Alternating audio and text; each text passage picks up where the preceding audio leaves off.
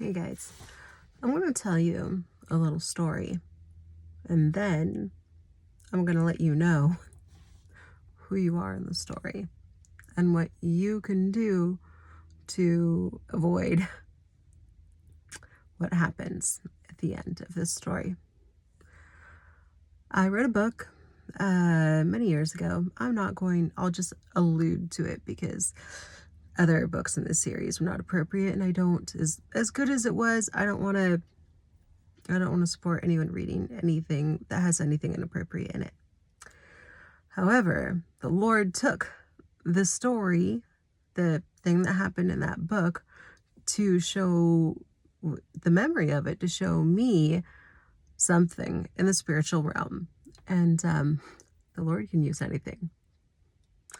Don't don't diss it, man. Don't diss it. The Lord can use anything to tell you anything. Why? Because he can. He can do whatever he wants. And this is what he had to work with in my mind in order to tell me. Anyways, this book that I read years ago, there was this person, and they needed to hunt for food, and they were alone. They had been kicked out of the group of people that they were in, so they had to learn how to think like a hunter. They had to kill something big in order to take all the meat and stuff like that, and survive the winter and not die. This is, it's a legit thing, totally legit. So what this hunter did is they were so smart. They were so incredibly smart. They found a herd of animals that they wanted one. They're like, I can kill this and I can live off of this. And so they studied the herd for a while. I don't remember if it was days or weeks. Not totally sure. Could have been either. Anyways, so they studied the behavior of the herd. They studied the surroundings of the herd, like where it was at this time of day and where it was at that time of day, and what were the different things around the herd at different times within the herd's routine, the things that would happen. So after a while of observing the herd's behavior, they were able to make a plan to take one out. I'm going to give you a hint. You're not the hunter. You're the hunted. In the spiritual realm, you are the hunted. And there are going to be spiritual things studying you who have experience of thousands of years with humans, studying them, their habits, and their routines. Story time's not done yet. Let's get back to it. So, after all this time, the hunter figures out what's the best time of day. What's the best time to be able to find the herd in a specific place so that they can get it where it wants to go to lead it into a trap? Because it can't come at this giant, strong animal unless it gets it wounded and alone in a trap. We've all felt that way. We've all been there. We've all been there. Not becoming a vegetarian, but we've all been there. So the hunter finds this perfect scenario of where the herd is so that they can suddenly scare the herd and chase them into the trap so that at least one of them, all they needed was one, at least one of them would go and fall into the trap, which was a pit that the hunter had spent all night digging. They had dug and dug and dug this pit so that the animal could fall in, and they could go with their spear and take the animal out so that they could survive the winter. And guess what? Devil's the hunter and wants to take you out and wants to feed on you. Think you can't be hunted? Think again. So after figuring it all out, digging all night, setting the trap, digging the pit, and then covering it, camouflaging the pit. But the pit is in such a way that, animals can tell when something is off, or so says the book. We're going with metaphor of the book. So any hunters out there, zip it. I don't care what the reality is. In the book, the person wanted to make sure that it covered everything as good as possible, but the only way they could really get the animal to fall into the trap is if it was startled and it would run, because if it just walked up to this area where something was off, something was different, the earth was dug up, there's like leaves and branches put over this pit to camouflage it, but if you like really stopped and looked, you'd be like, something's not right here, and you would just avoid the area. So the only way to get the animal into the trap is to startle it and chase it and get it running, so it's so scared of what's behind and not thinking, it's not being careful and wary about what's ahead the way it normally would be. It's in fight or flight mode, and it's flighting and it's running, and it's so much more concerned about the thing, startling it, chasing it, being afraid of it, and running ahead to what was fine. They don't know it's a trap. So there's the scenario. The hunter studied its prey, studied the surroundings of its prey, and made a plan to put a trap in a certain place. It knew it could startle the herd in such a way where there's hills, cliffs, bluffs, whatever, that they scared it at this one place, it would most likely run in this direction. It would run straight into the trap. And once it was in the trap, they did all that. They startled the herd. They chased the herd. A lot of them missed the trap. One of them fell in. And when the animal fell in, it broke its leg.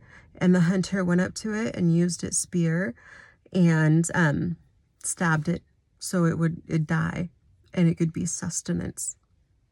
Did you know that you as a human and your life is a form of sustenance to the demonic realm?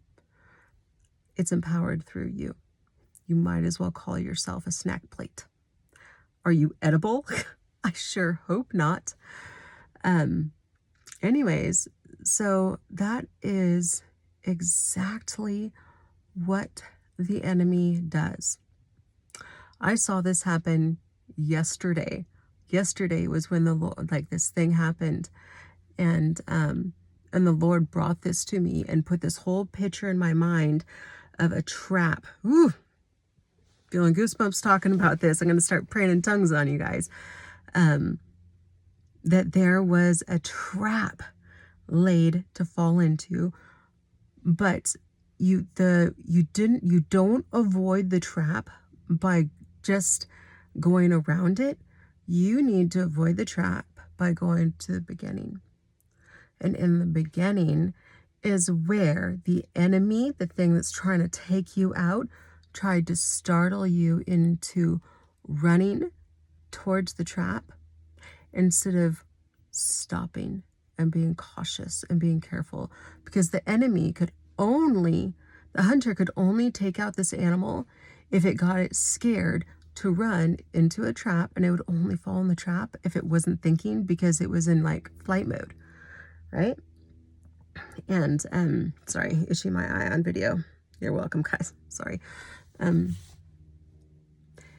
it chased it, but if that whole herd had been staying together, or if they had just looked and, it's scary. For an animal, someone, suddenly has fire on torches and is yelling and screaming and running. That's what herds do. They spook and they run. And as people, sometimes we do the same thing. The enemy comes up and does something, and we spook and we run. Metaphorically speaking, I'm not talking about running away. I'm talking about the direction that our choices act, how we respond. Or do we respond like when the enemy comes? Do we stop and look?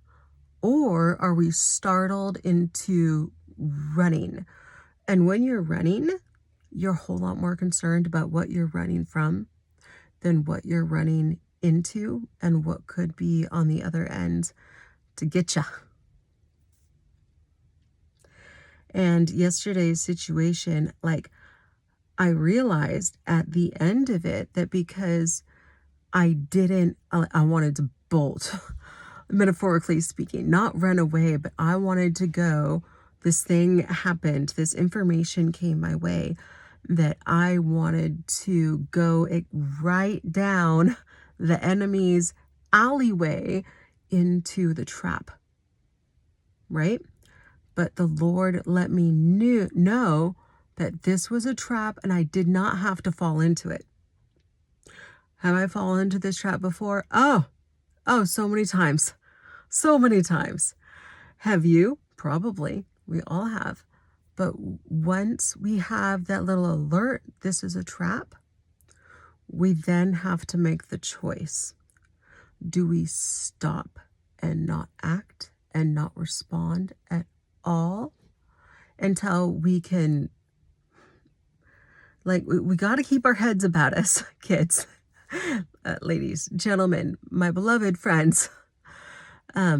We've got to keep our heads about us, because I wanted to go into action that now that looking back at yesterday, if I would have gone into that action, that would have felt so appropriate and logical, and well, of course I'm going to react that way. If I had done that, I just would have opened up a can of worms and had to deal with the mess of that, because the people who are being used by the enemy, sad thing is, they're getting hurt too. And it's really, really hard to care about the people who hurt you getting hurt. But we do need to care about what if we react to the enemy and hurt them. How are we any different than them when they react to the enemy and hurt us? We have a responsibility to stand tall, to stand strong, and to not give in when the enemy tries to put little hooks in our arms and legs and treat us like puppets. Because we've all been hurt by those puppets before. And chances are we all are again, because we're still on earth, and people are susceptible. They just are. People have choking points, and people get used by people that the Lord loves, and even people that are used of the Lord. No one is, you can't trust that no matter who they are, that there's never a situation where they might make a mistake and fall into the enemy's plans and do something that the enemy wants them to, that leads to you or others being hurt. And I'm not saying trust no one. I'm saying everyone's got a choking point, and no one is infallible. Nobody. We all have fallen short of the glory of God. Is such an understatement.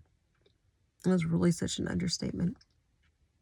So let's go back to the story about the hunter, and let's take a really, really good look. What would have happened? And here's what I did in that situation, only by the grace of God, not because I'm special or wise or this, that, the other, just the grace of God. Just the grace of God. right? Um, if that animal, because, okay, the hunter really doesn't have a whole lot of fighting power when it comes to some of the animals they hunt. They're huge. You're gonna go hunt a moose? Have you ever seen those things? They're freaking humongous. I don't know if they do go in herds or not. Who knows? But these animals are strong.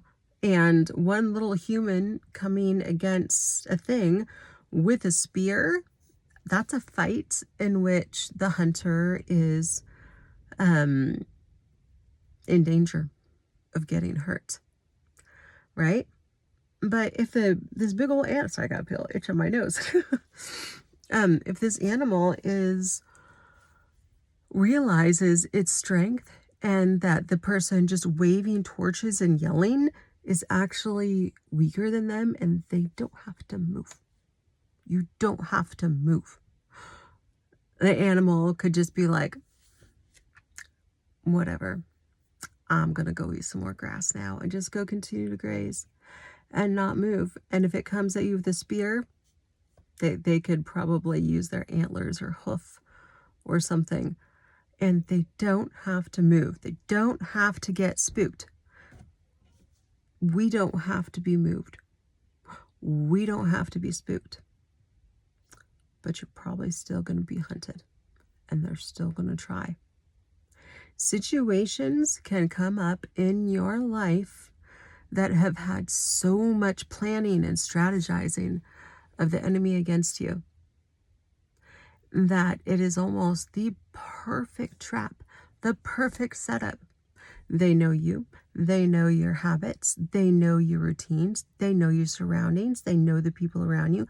They know where the weak spots are. You've been studied by psychopaths, because all demons are just, they're psychopaths. They're all freaking nut jobs without a body. And they are trying to get you, but they don't actually have the power to come at you directly in the same way they would if they're a person. So they have to use people, and they have to use situations, and they have a lot of experience in setting people up.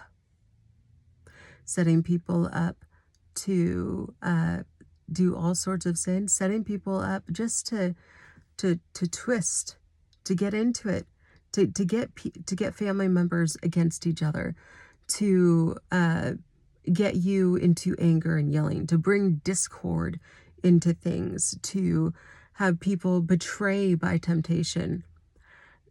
These evil spirits, you have to recognize and realize that they have got nothing except what you give to them. And they have had scenarios that have worked with the past in humans, and they whip out these scenarios, these strategies.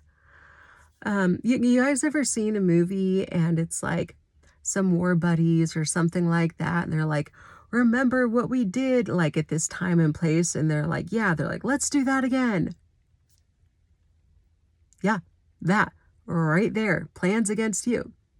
But you have so much power in the Lord, not just in rebuking those things, but in listening in the moment to the Lord, even when it's a still small voice and the enemy is screaming at you, and maybe your own mind is screaming at you, and you just, yesterday, oh goodness, I had to go and I had to sit down and I had to close the door, and I'm like, I'm not moving until I get my heart and my mind right, because this information is so disturbing.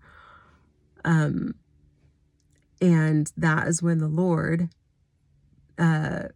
set before me the whole image of who I was, and this trap that was exactly the same way as the hunter and the prey in this book that I'd read years and I haven't even thought about it in years and years. And suddenly the Lord told, it didn't make it easier in the moment. I'm like, okay, I know it's a trap. I still want to scream and go say mean things to people. But that never leads to anything good. No one ever solved their problems by demeaning or downing another person who is doesn't matter what they're doing. It doesn't solve problems. If you want to see the beauty in each day, you must stop speaking evil, hurtful words. Which means when those evil, hurtful words, things come up inside of you, you got to deal with that. You got to take that stuff, and I'm not saying it's easy, but you got to go and you got to grab it and be like, no, you're not going to direct me. I'm not going to be pulled in a bunch of directions by feelings and emotions that are temporary, probably being projected at me by a demonic spirit in that moment, where you can see the spirit or not see the spirit. It doesn't matter. You still have to fight it, not just with the blood of Jesus, but also with your mind.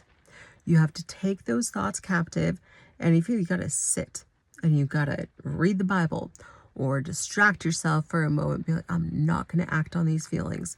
This information is not going to chase me and spook me to go into a trap. And in that moment, it's like, oh yeah, this is such a trap. And I still wanted to run into it, because those feelings can be so real and so intense. But I stopped. And it wasn't that long. Within an hour later, I had like the grip that those feelings and things had on me. Like, it couldn't keep a hold. All I had to do was hold out long enough to be like, no, I'm not going to act on this. This information hurts so much.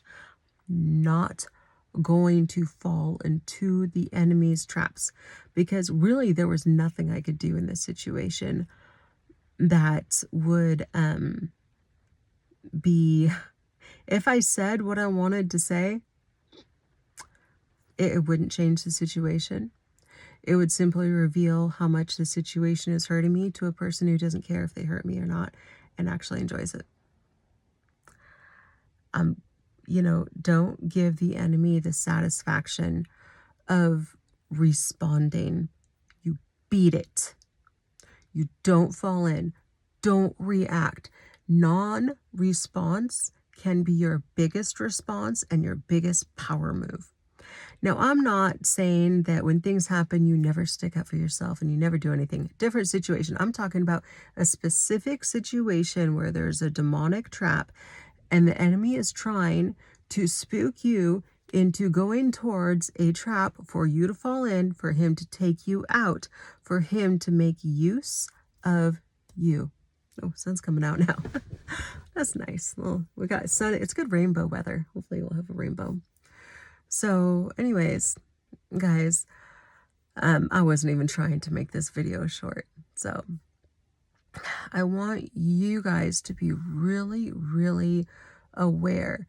If you have a sudden super influx of emotions, some at a piece of information, there's probably a lot going on. This information might have been true. However, the situation could have been manipulated and manufactured by the enemy in order to push or pull you into doing something that plays into the agenda of the enemy. I hope you're understanding what I'm saying here, because this is so important. Oh, I'm gonna have my daughter's almost done the choir practice. So never react out of intensity. You have something seriously intense, that is your sign to stop, go center yourself in the Lord, do not act, do not respond until, okay, she's here. You guys get it. I love you. I'm praying for you. See you next time.